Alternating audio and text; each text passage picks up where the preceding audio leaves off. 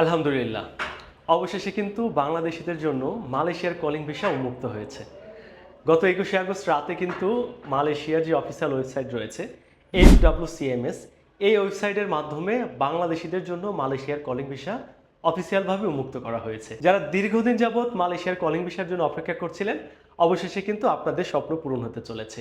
আমাদের কাছে কিন্তু বর্তমানে মালয়েশিয়ার সরাসরি কিছু কোম্পানির ডিমান্ড রয়েছে, যেমন plantation sector, construction sector, factory sector অথবা সার্ভিস সেক্টর।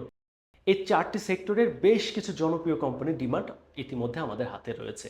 যারা যেতে চাচ্ছেন তারা ১৭০০ রিঙ্গিত বেসিক স্যালারি দিয়ে এবং ৮ ঘন্টা বেসিক ডিউটিতে কিন্তু এই সকল কোম্পানিতে যেতে পারবেন। এছাড়াও মালয়েশিয়ার শ্রম আইন অনুযায়ী থাকার জায়গা, ইন্স্যুরেন্স সহ বেশ কিছু সুবিধা কিন্তু এই সমস্ত কোম্পানি আপনাদের দিবে। সুতরাং আপনারা যারা আমাদের মাধ্যমে মালয়েশিয়ায় কলিং ভিসায় যেতে চাচ্ছেন, তারা দ্রুত আপনাদের মূল পাসপোর্ট, ভোটার আইডি কার্ডের ফটোকপি এবং পাসপোর্ট সাইজের ৮ কপি ছবি নিয়ে আমাদের অফিসে দ্রুত যোগাযোগ করুন।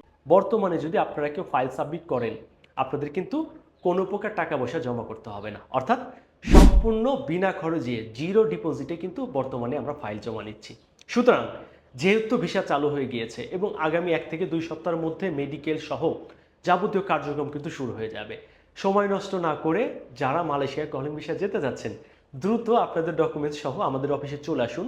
আপনারা চাইলে ফাইল সাবমিট করতে পারবেন অথবা চাইলে মালয়েশিয়ার কলিং ভিসা সম্পর্ক যে কোনো তথ্য অথবা সহযোগিতা আমাদের মাধ্যমে নিতে পারবেন।